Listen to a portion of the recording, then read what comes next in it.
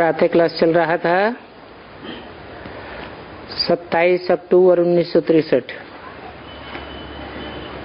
तीसरे पेज के अंत में बात चल रही थी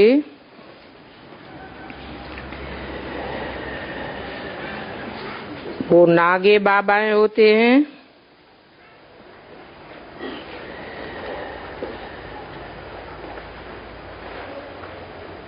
नंगे ही रहते हैं। फिर वो भी तो जाकर के शरीर धारण करते हैं, उनको पता ही नहीं है कि आत्मा नंगी आई थी। शरीर को नंगा रखने की बात नहीं है। अभी तुमको तो जाना है गर्भ महल में, वापस परमधाम से आकर तुम जाकर के गर्भ महल में जन्म लेंगे। अभी तो गर्भ जेल में जन्म लेते हैं।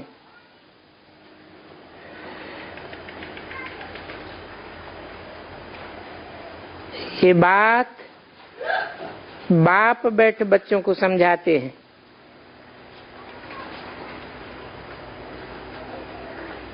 अभी सबका गर्भ जेल है।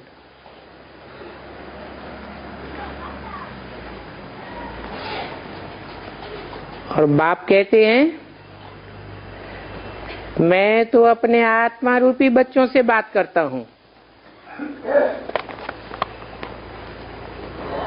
मैं कोई देह से बात नहीं करता हूं। 27/10/63 की वाणी का चौथा पेज।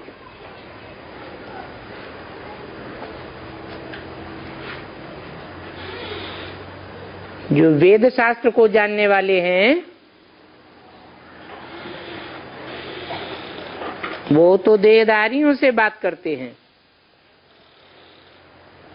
आत्मा से तो बात नहीं करते हैं। तो सभी से बात करते हैं।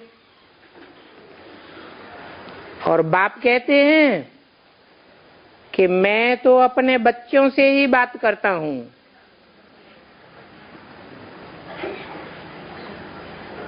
अर्थात बच्चे वो हैं जो मेरे आने पर आत्मिक स्थिति धारण कर लेते हैं, देवान को त्याग देते हैं। तो मैं आत्मा से ही बात करूंगा, औरों से बात क्यों करूं? अपने बच्चों से तो कुछ भी बात करूं, इसमें औरों का क्या जाता है? अर्थात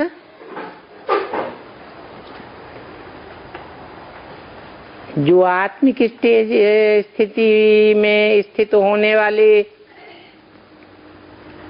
बच्चे हैं, मैं उन्हीं से बात करता हूं। जो आत्मिक स्थिति को इस जन्म में धारण नहीं कर पाते हैं वो तो और धर्म पिताओं के बच्चे हैं।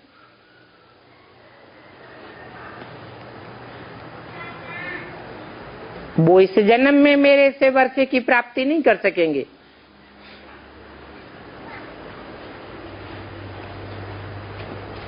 कम जन्म लेंगे,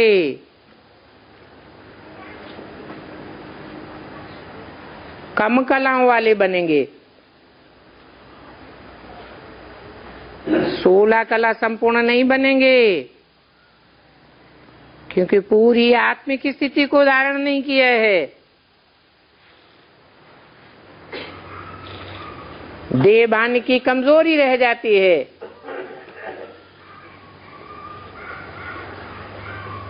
तो वो कमजोरी द्वापर युग से मर्ज हो जाएगी और वो दूसरे धर्मों में कन्वर्ट हो जाएंगे।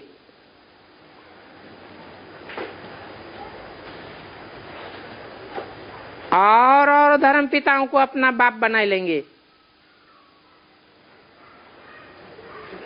भारत को, भारतवासियों को धोखा दे जाएंगे।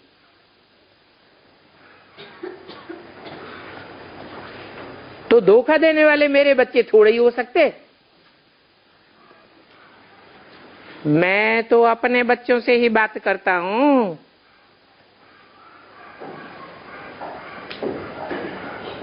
इतने बच्चे प्रजापिता ब्रह्मा के सिवाय और कोई को हो नहीं सकते हैं।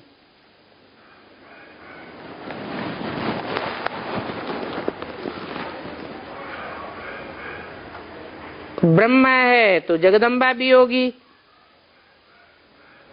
दोनों हैं। परंतु ये गायन कोई तुम मात पिता हम बालक तेरे का नहीं है। तुम मात पिता हम बालक तेरे, ये गायन तो एक शिव बाबा का है।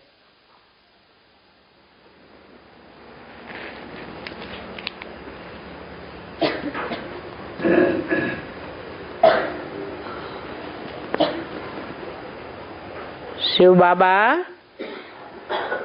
अर्धनारीश्वर है ना,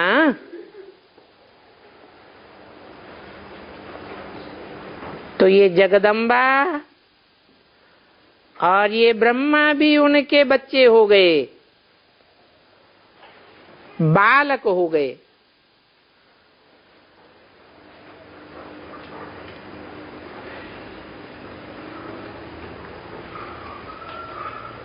इनको वर्षा देने नहीं आया हूं।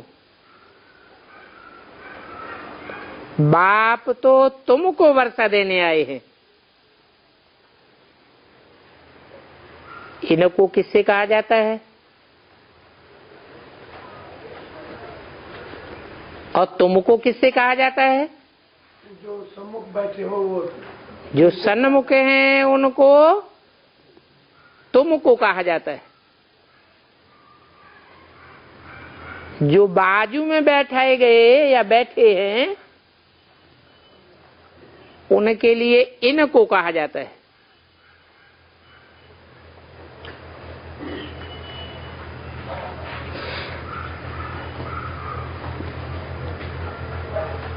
तो सन्मुख तो तुम बच्चे बनते हो, और तो विपरीत बुद्धि हो जाते हैं। तो तुम मेरे बच्चे हो, तुमको बाप वर्षा देते हैं।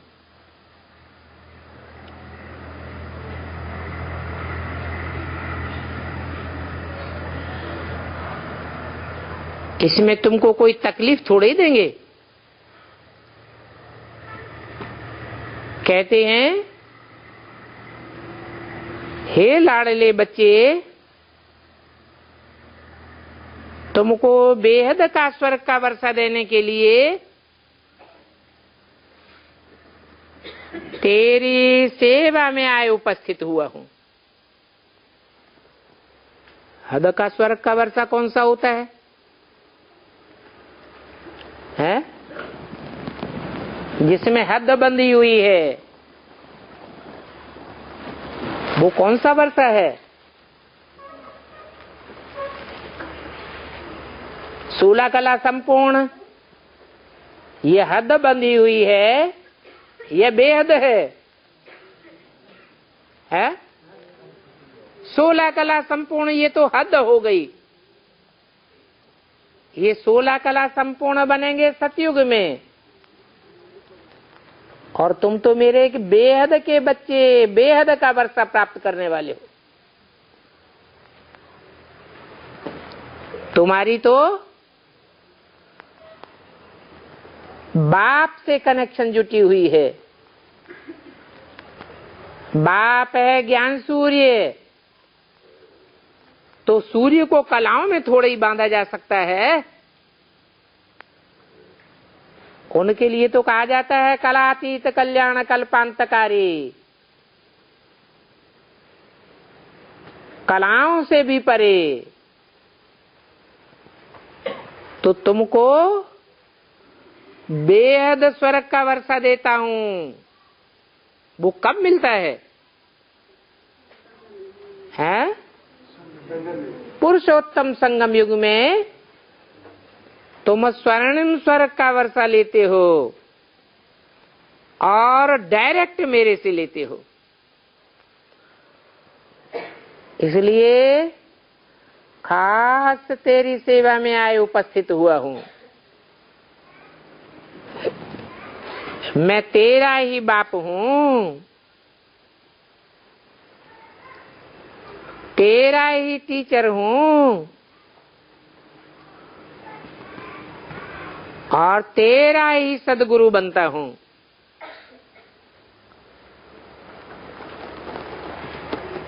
गुरु नानक भी उनकी महिमा करते हैं।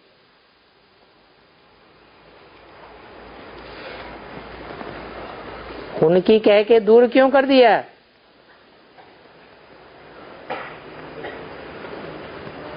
बोलने वाला ब्रह्मा के तन में ही तो बैठ करके बोल रहा है। सन 63 की बात है ना। तो ऐसे क्यों कहा कि गुरु नानक भी उनकी महिमा करते हैं? उनकी माने कि न की है? हाँ, जो भविष्य में पाठ प्रत्यक्ष होने वाला है, जिसका बाप का प्रत्यक्षता वर्ष मनाया जाता है। वास्तव में तो उन नानक को भी गुरु नहीं कह सकते। क्यों नहीं कह सकते? क्योंकि गुरु तो वो है जो सदगति करे। गुरु आए, गुरु का लकवा धारण किया, कोई ने गुरु बनाया, परंतु न गुरु की सदगति हुई न फॉलो करने वालों की सदगति हुई।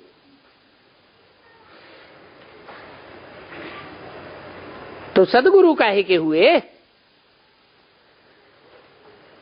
वो तो आते ही हैं ऊपर से, नीचे की ओर आते हैं। जैसे और आत्माएं आती हैं, ऊपर से आती हैं, ऊंची स्टेज से आती हैं और इसी सृष्टि में आकर के ऊंची उठती हैं या नीचे की ओर जाती हैं। जो भी आत्माएं आती हैं, इस सृष्टि में आने के बाद नीचे गिरती जाती हैं या ऊपर उठती हैं। सब नीचे गिरती जाती हैं। ऐसे ये गुरु नानक आदि धर्म पिताएं भी आते हैं अपना धर्म स्थापन करने, धर्म स्थापन करते हैं और नीचे गिरते जाते हैं।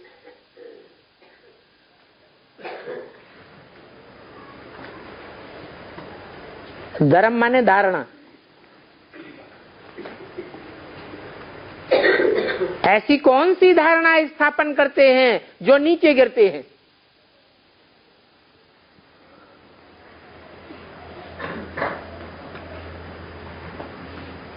सत्य की धारणा स्थापन करनी चाहिए या असत्य की स्थापना धारण करनी चाहिए? है? सत्य की जो स्थापना करेगा वो सत्य युग में जाएगा या नीचे गिरेगा? है? सत्य युग में जाना चाहिए। इससे साबित होता है कि वो धर्म स्थापन नहीं करते, 100% सत्य धर्म की स्थापना नहीं करते। 100% सत्य धर्म की स्थापना तो मैं ही आकर के करता हूं।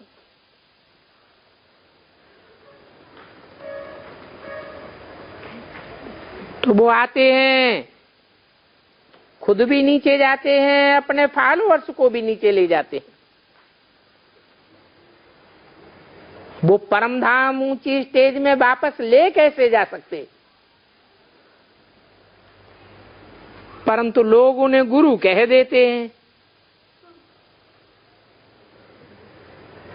ताकि कोई को ख्याल न हो। तो ऐसे तो अनेक प्रकार के गुरु हैं जो शिक्षा देते ही रहते हैं। हाँ, पवित्र बनाते हैं, सो भी अल्पकाल के लिए, बाकी गति सदगति तो नहीं कर सकते। कोई की आत्मा गतिशील नहीं बनती है, सबकी बुद्धि जामड़ी होती जाती है।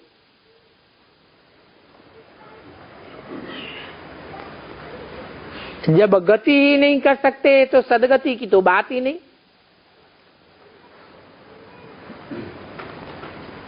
तो तुम बच्चों को पॉइंट्स तो समझाने के लिए ढेर के ढेर मिलते हैं। तेरा काम है नोट करो,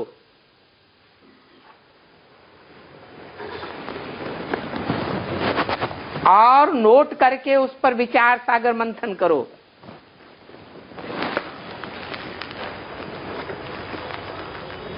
नोट किया ही जाता है, बाद में विचार सागर मंथन करने के लिए। मंथन करके अखबार में लिखो, लिखो कि शिव जयंती हीरे तुल्य जयंती है। बाकी तो सभी जयंतियां कौड़ी तुल्य हैं।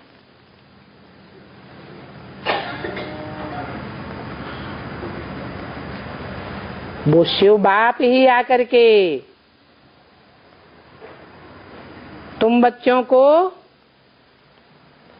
हीरे समान हीरो पार्टधारी बनाते हैं।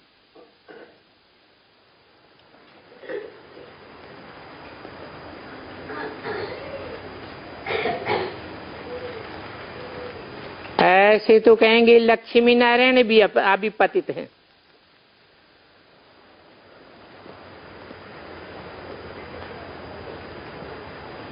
तो उनकी जयंती भी कौड़ी तुल्य हो गई। उनकी भी जयंती क्यों मनावे? क्यों न उनको ऐसा बनाने वाले की जयंती मनावे?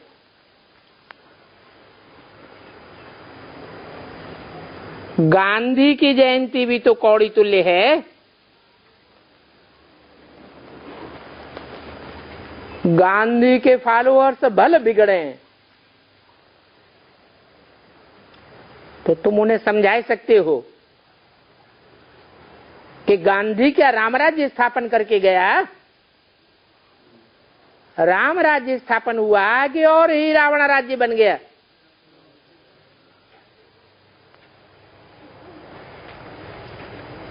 जब हम अपने लक्ष्मी नारायण के लिए ही लिखते हैं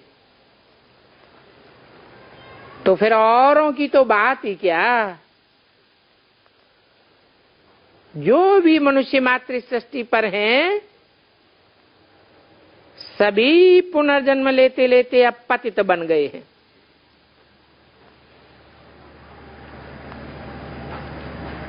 पतित बनते जाते हैं तो दुख ही दुख में गिरते जाते हैं। इन साधु संत महात्माओं की बुद्धि भी ठिक्करियां बजाती है ही पत्थर बुद्धि। तो वो पत्थर ठिक करके महल बनाते जाते हैं। जो पारस बुद्धि होते हैं वो सोने के महल बनाते हैं।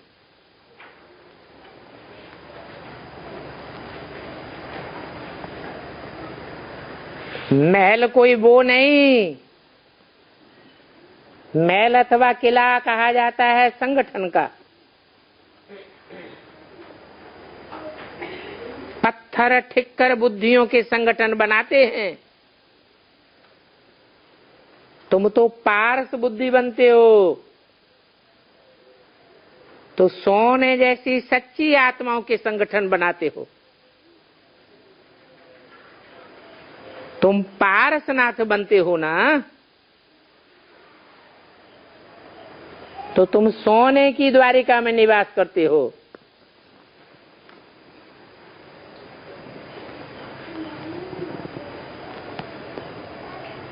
अभी बताओ, वो सोने की द्वारिका कहाँ है? तो कहते हैं वो सोने की द्वारिका सागर में चली गई।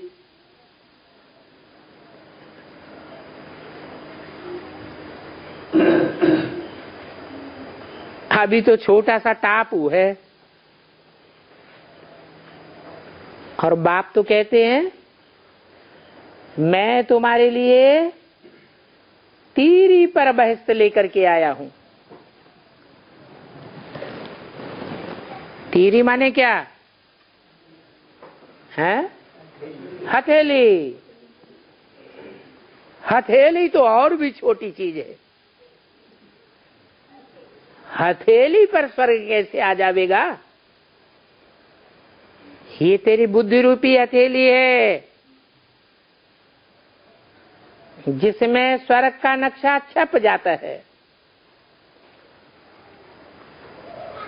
बाकी कोई तकलीफ थोड़ी देते हैं।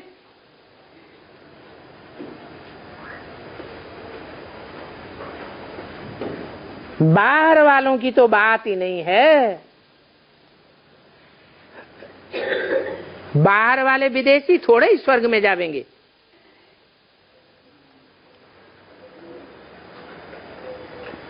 वो दूसरे धर्म में कन्वर्ट होने वाली आत्माएं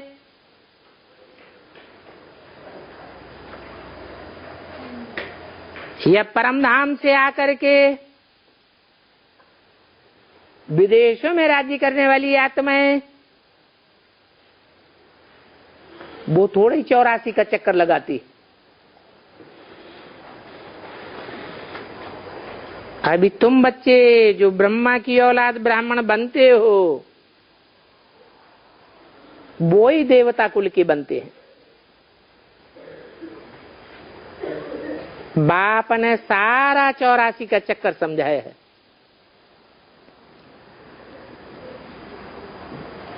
इस स्वदर्शन चक्र को फिराते रहो तो तुम सतयुग के मालिक बन जाएंगे।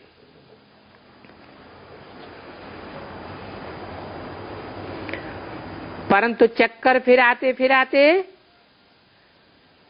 माथा ही गर्म हो जाता है। अरे ये तो होगा। फिर भी बाप कहते हैं एक घड़ी आधी घड़ी जितना समय मिले फिरते रहो, ताकि अंत में अभ्यास तुम्हारा पक्का हो जावे। इस दुनिया में तो दुख ही दुख है, रौरव नरक है। तो इस दुनिया से बुद्धि क्या लगाना? आने वाली नई दुनिया में बुद्धि योग लगाओ, अपने घर में बुद्धि योग लगाओ, बाप की याद में बुद्धि योग लगाओ। बाकी ये दुनिया का सुख तो पिछाड़ी का माया का पंप है। ये अल्पकाल का पाम पेंड शो है। ये कोई हजारों वर्ष सुख की दुनिया दिखाई नहीं देगी। ये तो अब खलास हुई की हुई।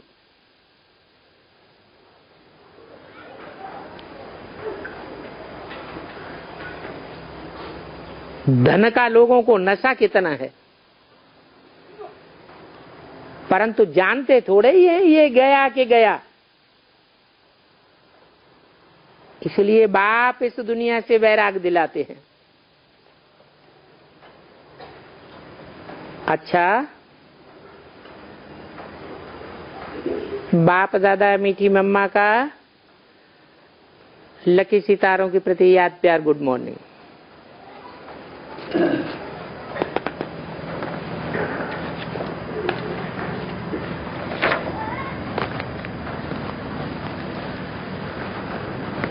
आज की वाणी है 11/4/64 का प्रातः क्लास। रिकॉर्ड चला है मरना तेरी गली में, जीना तेरी गली में।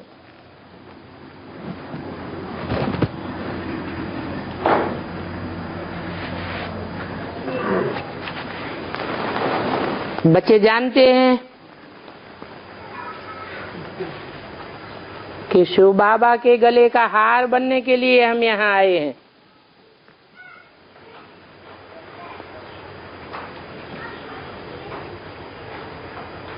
और इस बेहद के बाप के दर पर नहीं आए हैं।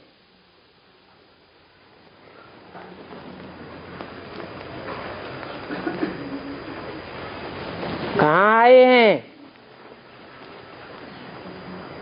हैं?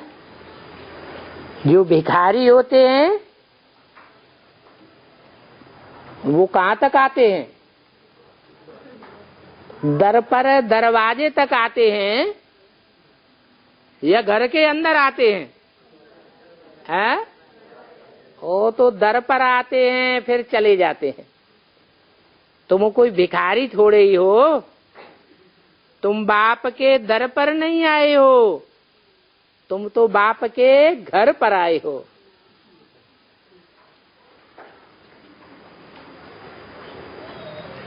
तो उनका दर नहीं कहेंगे, घर कहेंगे।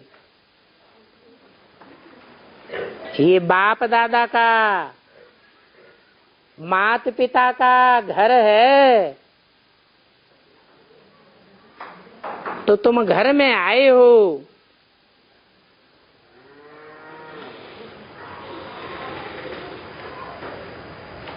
तुमको कुछ मांगने का नहीं रहता है। तुम कोई भिखमंगे थोड़े ही हो। तुमको तो बाप विश्व की बादशाही देने के लिए आया है, तो तुमको पता ही नहीं रहता है कि हम क्या मांगते हैं।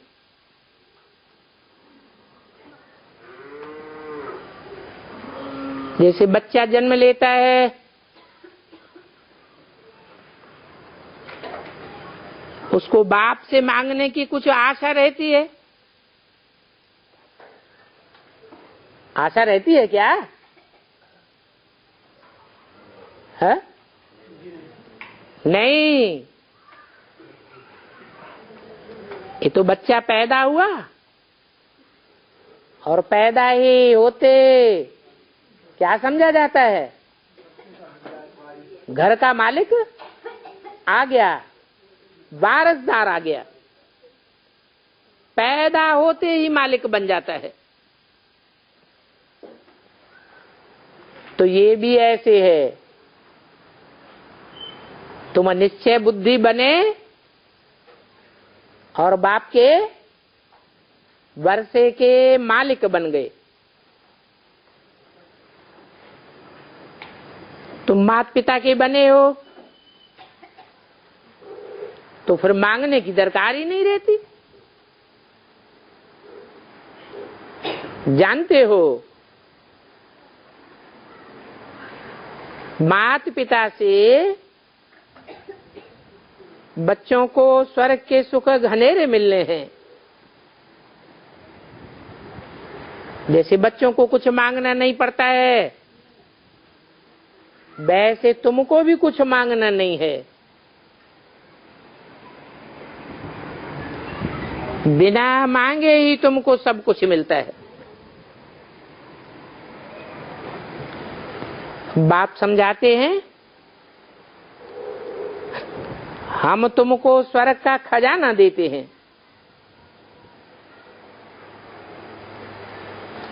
परंतु हर बात का पुरुषार्थ करना होता है। अब के पुरुषार्थ से तुम बेहद की राजाई भोगते हो।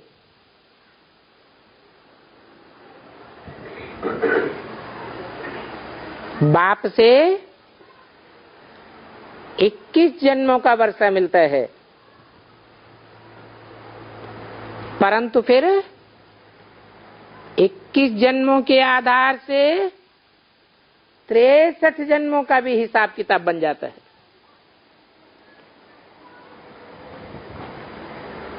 भक्ति मार्ग भी तो शुरू होता है ना।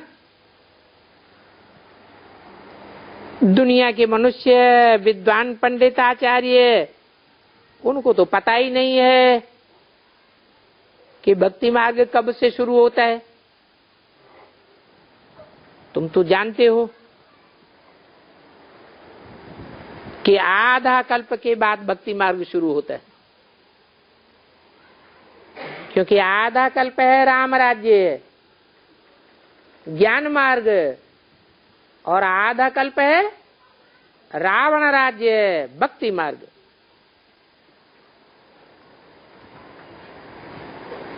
उसके पहले तो भक्ति का चिन्ह भी नहीं था।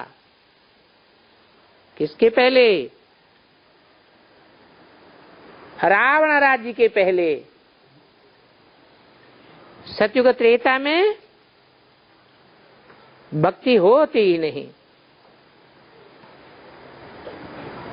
ये बात इस झाड़ में भी दिखाई हुई है।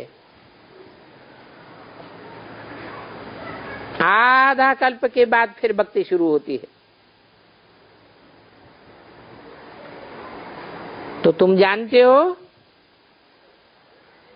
कि 21 जन्म से ज्ञान का वर्षा चलता है, और ज्ञान बाप से आता है, भक्ति रावण से आती है।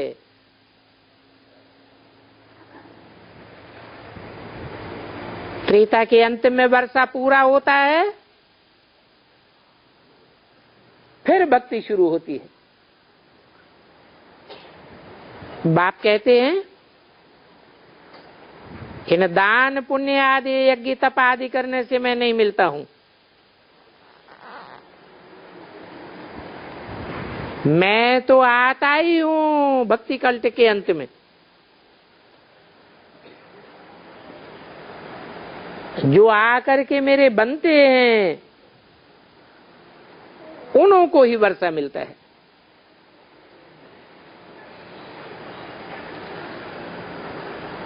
कौन सा वर्षा?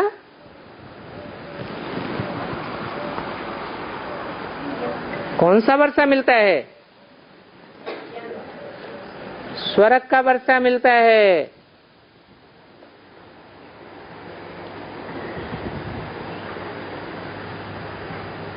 नहीं तो रावण राज्य में अल्पकाल का सुख मिलता है। इसमें और कुछ पूछने की बात ही नहीं रहती है।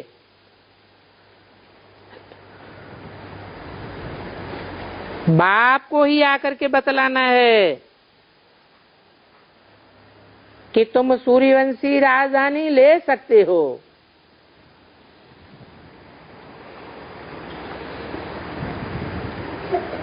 नौ ग्रह होते हैं ना, उसमें सबसे जास्ती प्रकाशवान ग्रह कौन सा है? सूर्य। तो तुम ज्ञान सूर्य के बच्चे हो। ज्ञान सूर्य से तुम सूर्यवंशी राजधानी का वर्षा ले सकते हो। तुम जानते हो कि बाबा का बनने से हम गले का हार बन जाएंगे। गले का हार बनना माना बाप की बनाई हुई माला के संगठन में पिरोया जाना। सतयुग में तुम विश्व के मालिक बाप के गले का हार बन जाते हो। उसको वैजयंती माला कहा जाता है।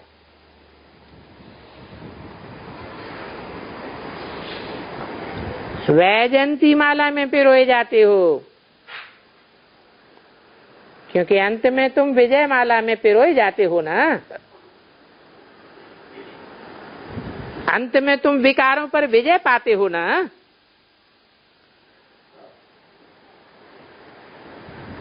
ये राजस्व अश्वमेघ है, अविनाशी रुद्र ज्ञान यज्ञ है। भक्ति मार्ग में तो वो सिर्फ रुद्र यज्ञ रचते हैं।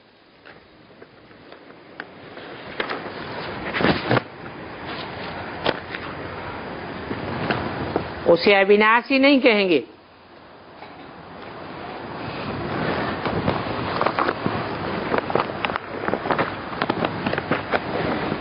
रुद्र स्वयं भी विनाशी नहीं है, रुद्र भी अविनाशी है, तो रुद्र ज्ञान यज्ञ भी अविनाशी है।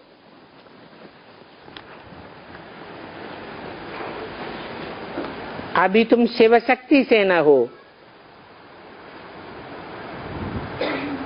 21/4/64 की वाणी का दूसरा पेज। तुम नॉन वायलेंस हो, गुप्त सेना हो। तुमको दुनिया नहीं जानती है कि तुम कैसे अहिंसक युद्ध लड़ते हो।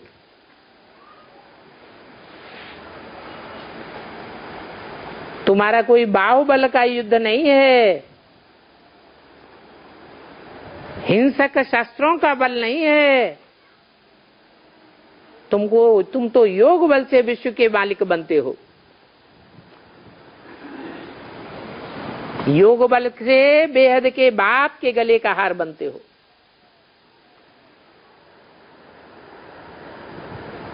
तुम जानते हो कि तुम्हारे माता पिता कौन हैं, इसलिए गाते हो तुम माता पिता हम बालक तेरे।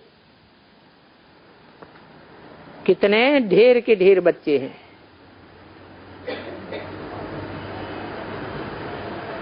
तुम बी के हो ना, अर्थात ब्रह्मा कुमार हो ना। अच्छा बताओ,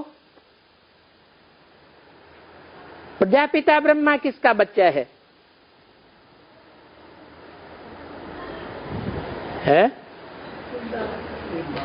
शिव बाबा का। बाबा किसे कहा जाता है?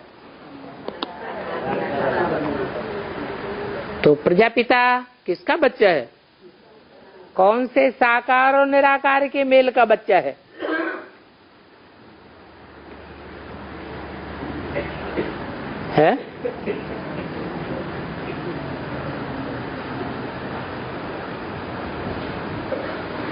प्रजापिता ब्रह्मा किसका बच्चा है? ब्रह्मा के लिए तो कहेंगे शिव बाबा का बच्चा है। ब्रह्मा भी साकार, तो उसका बाप भी साकार, जिसमें निराकार बैठा हो। फिर प्रजापिता ब्रह्मा किसका बच्चा है?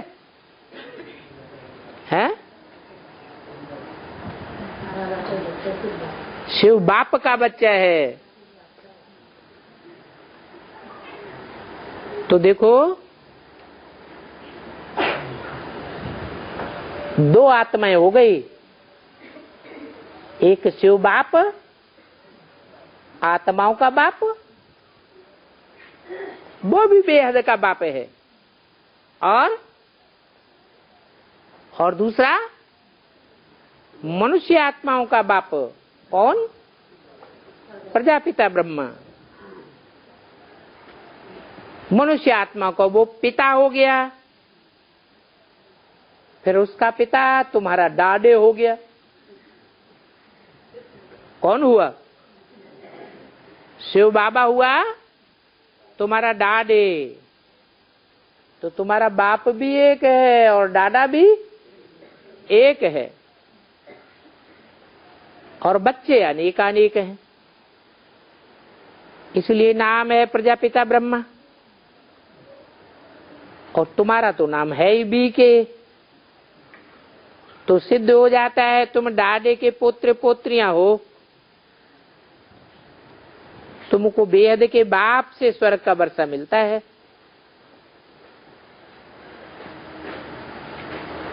भी न है नई दुनिया।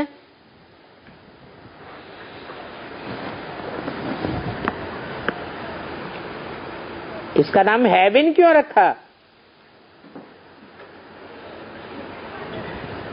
है? विन माना क्या है?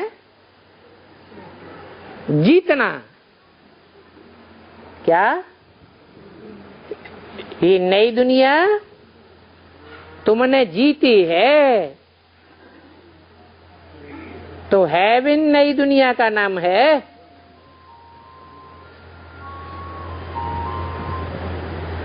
हेल को नई दुनिया नहीं कहेंगे। हेल तो पुरानी दुनिया है।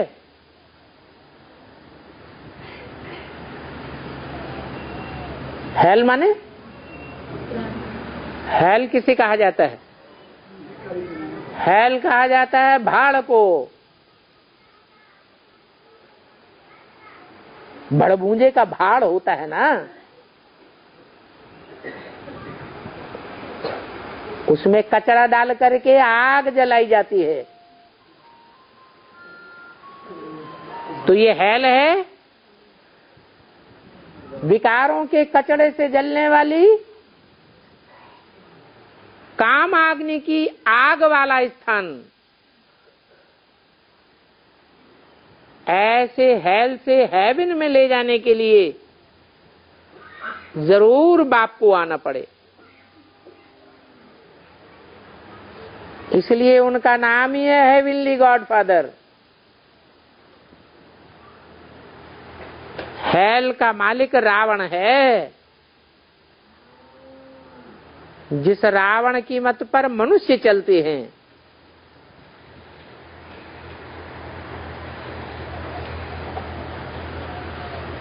बाप कहते हैं ये मनुष्यों की है सब आसुरी मत।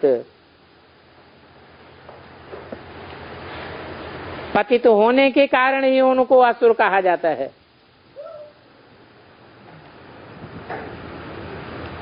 पतित होते जाते हैं और झगड़ते जाते हैं। कोई का एक दूसरे से सुर में सुर मिलता ही नहीं, ताल में ताल मिलती ही नहीं, झगड़े टंटे बढ़ते ही जाते हैं। ये 5 विकार हर मनुष्य में हैं, जिनके नाम भी हैं कंसी, जरासिंधी, शिशुपाल।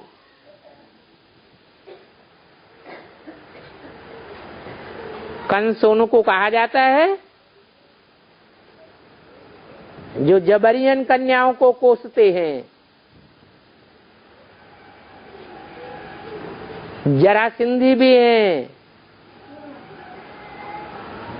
जराजीर्ण पुराने को कहा जाता है।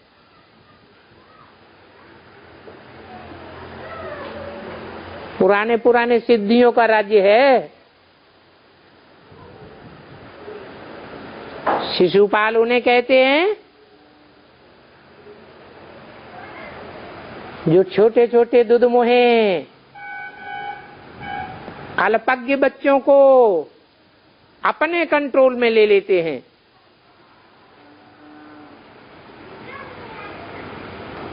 बाप से प्रेम छुड़ाए देते हैं। उनको कहा जाता है शिशुपाल। कीचक नाम भी अभी का है, जो सेवाधारी कन्याओं माताओं के पीछे पड़ते हैं। ये सब असुरों के नाम है। जो द्रौपदियों अथवा ब्रह्मा कुमारियों के पीछे पड़ते हैं उनको ही कीचक कहा जाता है।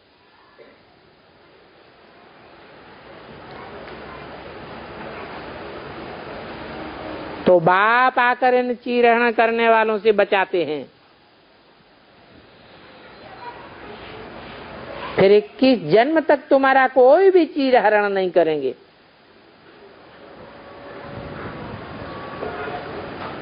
नाटक दिखाते हैं, उसमें दिखाते हैं कृष्ण भगवान द्रौपदी को सारी दे रहा है। वास्तव में तुम सब द्रौपदियां हो। ऐसे नहीं, द्रौपदी को 5 पति थे, ये कहना भी रंग है।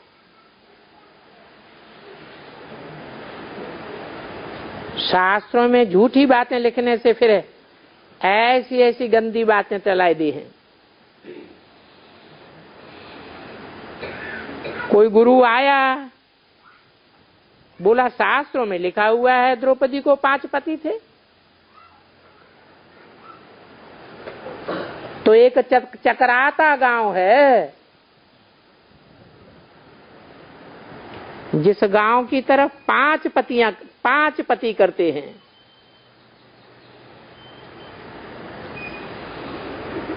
इन गुरुओं ने ऐसा बुद्धि को चकराया हुआ है। ये सब खराबी की बातें हो गई। बाप तो कहते हैं मैं तुम सबको नग्न होने से बचाता हूं। कभी कोई पूछे तो पहले पहले अलफ का ही परिचय दो।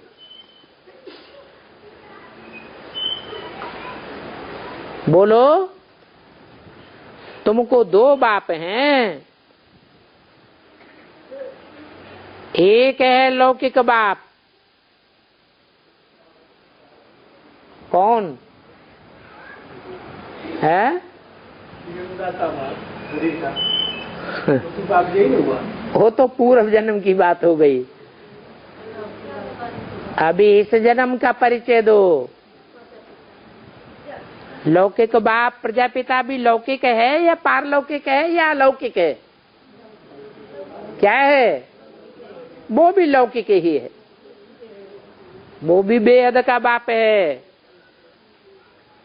और ये आत्माओं का बाप भी बेहद का बाप है। तो तुमको 2 बाप हैं। तुम आत्मा हो, तुम कोई शरीर नहीं हो। तुम तो अजर अमर अविनाशी आत्मा हो। शरीर तो है, विनाश हो जाएगा।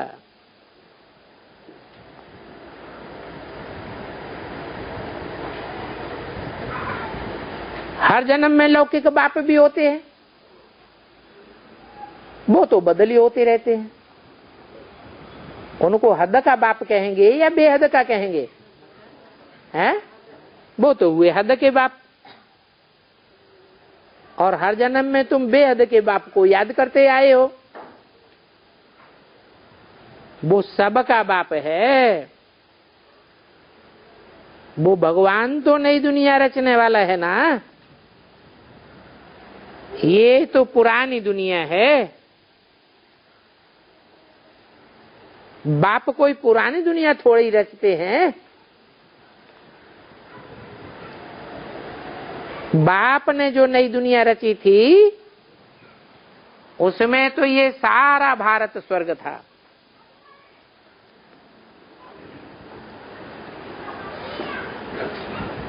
ये बात तुम गोले और झाड़ पर अच्छी रीति समझा सकेंगे। ये भक्ति मार्ग शुरू होता है द्वापर युग से।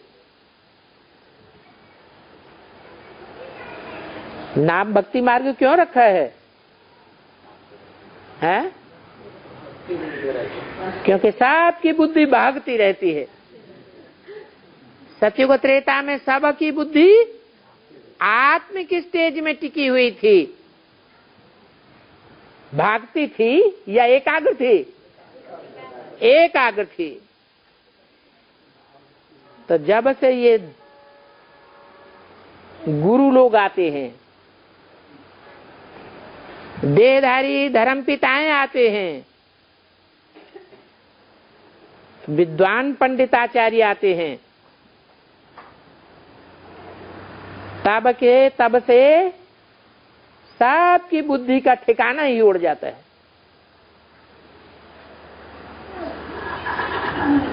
ड्रामा में ये शास्त्र आदि नुदे हुए हैं,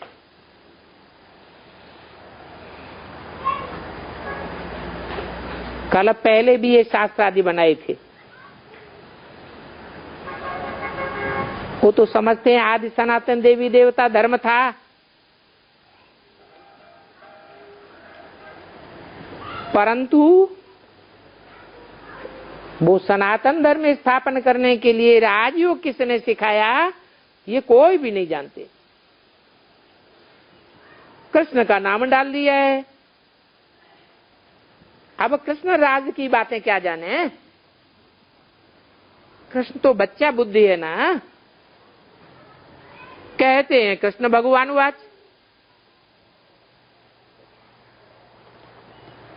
अभी तुमको समझाया गया है कि कृष्ण को भगवान नहीं कह सकते हैं,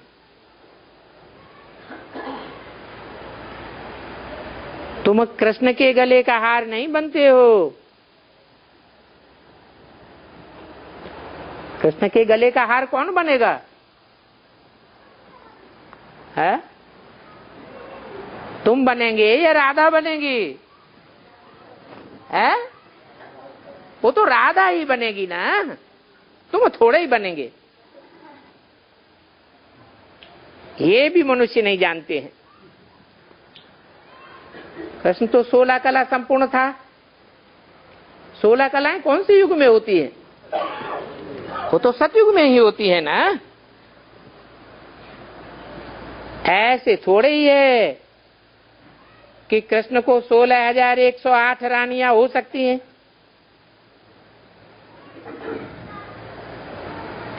चित्रों में तो है ही राधे कृष्ण बस। तो ये बातें तुम अभी समझते हो। ये बड़े बड़े विद्वान आदि तो बिल्कुल ही बुद्धू हैं। नहीं तो चित्रों में राधे के साथ किसको दिखाते हैं? कृष्ण को दिखाते हैं। कृष्ण के साथ राधे को दिखाते हैं। 16,000 रानियों को क्यों नहीं दिखाते? कुछ भी नहीं जानते। अंधश्रद्धा में आ गए तो जो बुद्धि में आया सो कर लिया। ये बुद्धिहीन है, अंधे की औलाद। अंधे है ना, रावण ने इनको अंधा बनाया है। अब बाप कहते हैं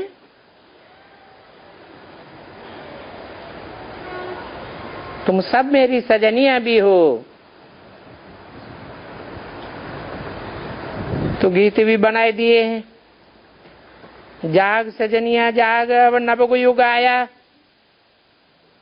नवयुग कलयुग तो थोड़ा ही कहा जाता है, नवयुग तो सतयुग ही कहेंगे। तो कलयुग के बाद फिर कौन सा युग आवेगा? त्रेता को थोड़े ही नवयुग कहेंगे। पहले है ही सतयुग, फिर त्रेता युग। तो नया युग एक ही सतयुग को कहा जाता है, बाकी त्रेता को नया युग नहीं कहेंगे। तो बाप कहते हैं बच्चे इन बातों को समझते हो, इन बातों पर निश्चय है, तुम ही ये आकर के सारी बातें समझते हो। न ये समझते हैं न इनके फॉलोअर्स समझते हैं। न वो समझते हैं। कौन समझते हैं?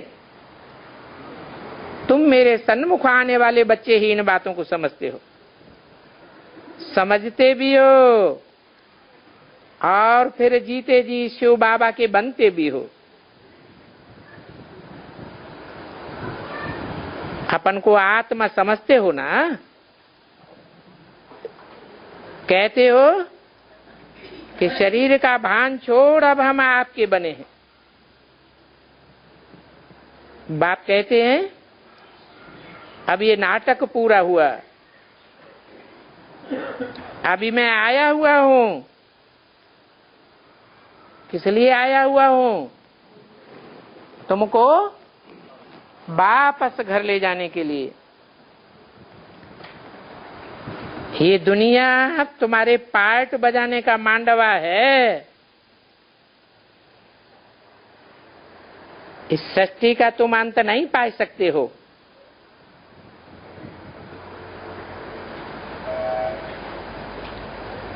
तो अब बेहद के बाप को और उनकी प्राप्ति को जानना तुम्हारा हक है।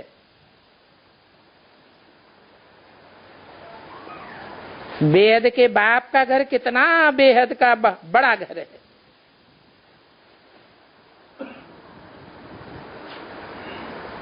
वो वैज्ञानिक कोशिश करते हैं दूर दूर जाने के लिए। आकाश की कितनी ऊंचाइयों में चले जाते हैं, परंतु वो अंत नहीं पा सकते। सागर में भी जाते हैं तो सागर ही सागर, न सागर का अंत पाते हैं न आकाश का अंत पाते हैं। तो कह देते हैं सृष्टि बेअंत है।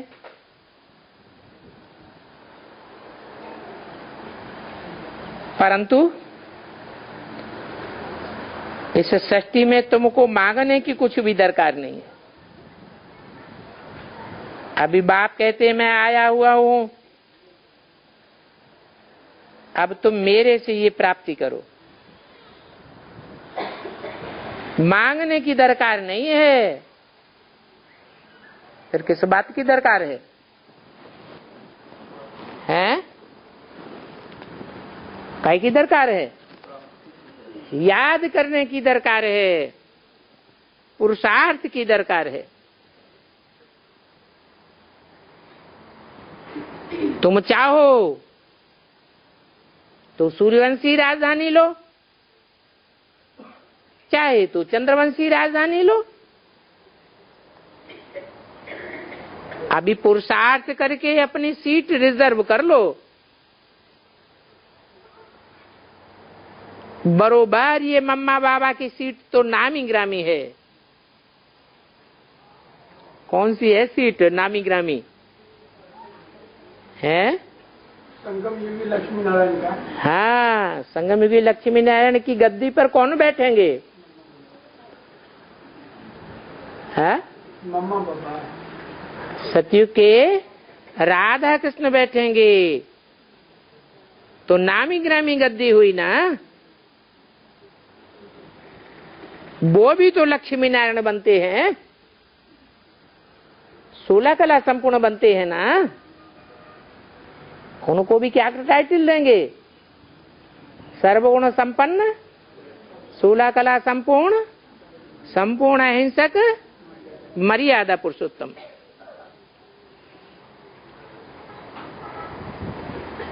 तुमको जो प्राप्ति होती है उसको स्वराज्य कहा जाता है।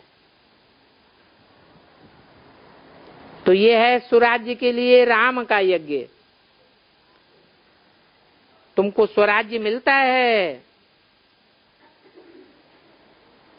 तो जो भी सब मनुष्य मात्र हैं सब इस यज्ञ में स्वाहा होने हैं। अच्छा, ओम शांति।